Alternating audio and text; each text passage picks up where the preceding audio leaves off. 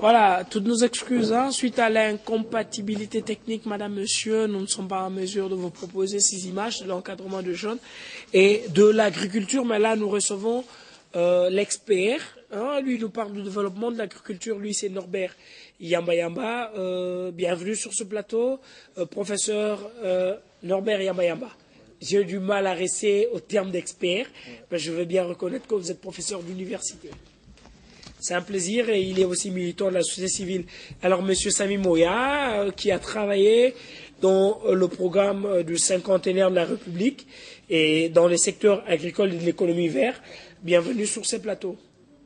Merci beaucoup, monsieur. Alors, Monsieur Norbert Yamba Yamba, aujourd'hui nous parlons de l'agriculture et du développement. Alors, le gouvernement a lancé un programme, l'agriculture priorité de priorité. Vous, en tant qu'expert dans le domaine de l'agriculture et du développement, comment définissez-vous cette priorité et comment peut-on faire de l'agriculture la priorité de priorité?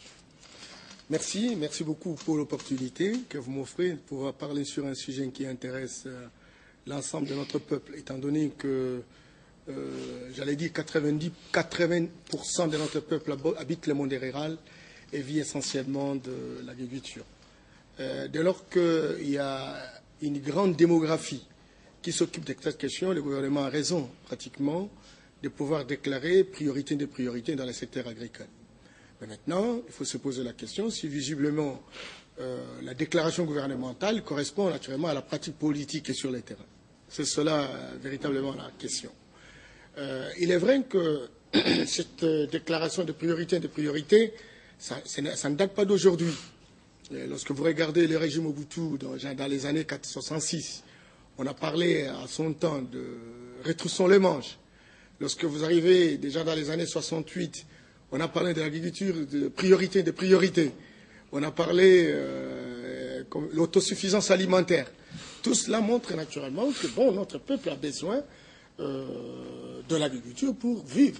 Parce que lorsqu'on regarde l'industrialisation, lorsqu'on regarde les domaines de services, aucun pays au monde ne s'est développé sans pouvoir développer l'agriculture.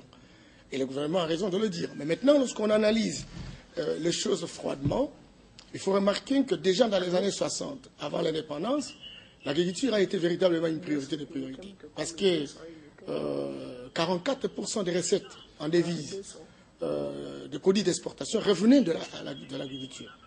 44% des recettes en devises. Mais bon, les choses ont évolué, malgré les déclarations parfois intempestives, qui visiblement démontrent la volonté déclarée. Cette agriculture a été petit à petit abandonnée. Abandonnée parce que déjà, lorsqu'on est à 70 déjà, l'agriculture a baissé sensiblement au point d'atteindre 2%. Lorsqu'on est arrivé déjà dans les années 80, on était déjà en dessous de 2%. Bon, pour l'instant, le gouvernement a mis un peu de moyens, j'allais dire 26 millions de dollars pour le secteur agricole. Mais attention. Vous savez, on peut bien avoir l'argent, on peut bien avoir la préoccupation, on peut bien avoir la volonté, mais il faut un minimum de stratégie. Parce que ceux qui savent que l'agriculture doit être promotionnée posent la problématique de 7 compartiments. Le premier compartiment repose sur le budget qu'on alloue dans le secteur agricole. Je crois l'avoir dit l'autre fois. On peut voir la volonté gouvernementale au travers... La plupart de tes spectateurs n'ont pas suivi, hein. Il faut revenir là-dessus, sur ce que vous avez dit l'autre fois. Oui, je voulais simplement dire que la volonté gouvernementale se détecte au travers des chiffres qu'il donne dans le secteur agricole. Et ça, c'est à travers le budget. Or, le budget de notre pays dans le secteur agricole n'a jamais dépassé 2%. Même aujourd'hui, on parle de plus en plus de priorité des priorités. Ce budget est maigrichon. Vous savez que c'est 26 millions de dollars.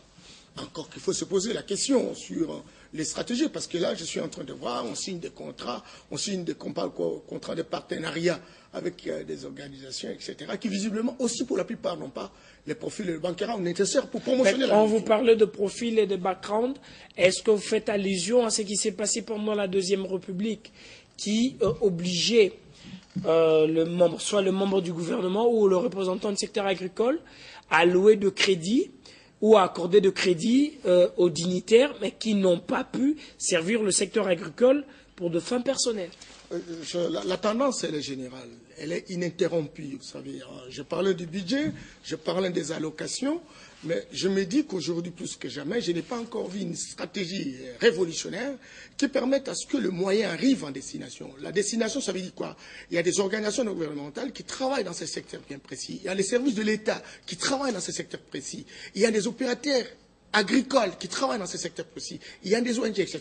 Et donc, on peut remarquer la volonté gouvernementale au travers de la stratégie qu'il met en place dans la perspective de pouvoir rétribuer naturellement tous ces moyens en direction de tous ces acteurs qui sont sur le terrain dans la perspective de pouvoir perfectionner, promotionner l'agriculture.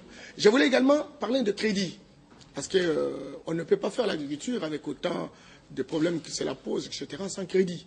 À l'époque, Mobutu... À qui accorder les crédits agricoles, puisqu'aujourd'hui, on veut relancer parmi les résolutions des assises du cinquantenaire, M. Sami Moya, le commissaire général au cinquantenaire, le général Denis Kalou-Menombi, le colonel Jean-Smith Kabengele Mouimanakonou, ont eu à proposer les résolutions pour relancer de banques de crédit agricole.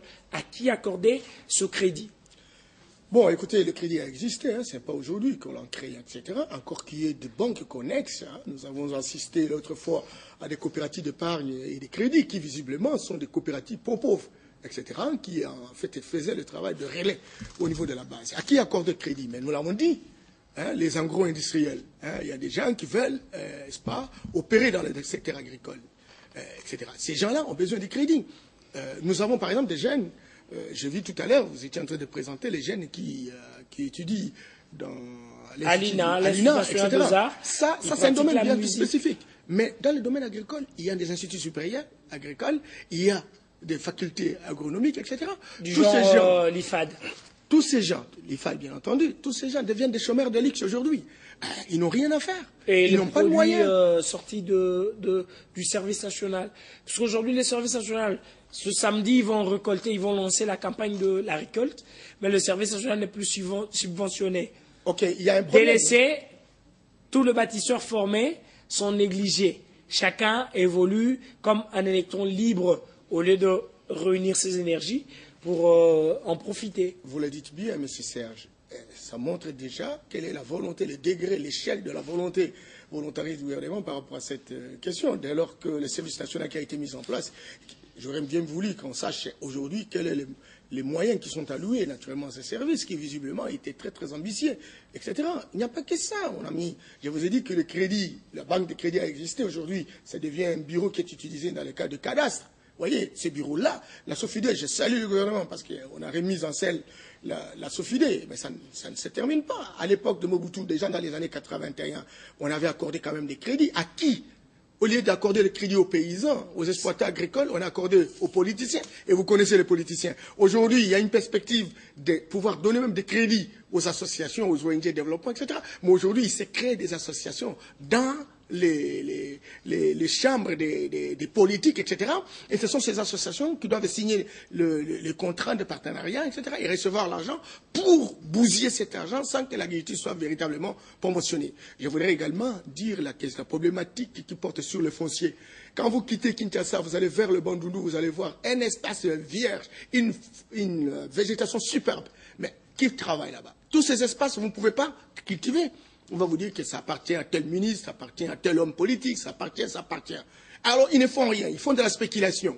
Et il faut une réforme sur le plan foncier. Ah ben voilà, vraiment nous sommes arrivés. Puisque vous parlez de la réforme, M. Sami Moya, vous êtes sur ce plateau, et cela est nécessaire pour relancer l'agriculture de la République démocratique du Congo, que nous puissions procéder aux réformes agraires, pour pouvoir redonner le terre non occupé aux citoyens congolais qui peuvent développer l'agriculture de la République. Et par rapport aux résolutions du commissariat général au cinquantenaire, qu'est-ce qu'on en fait?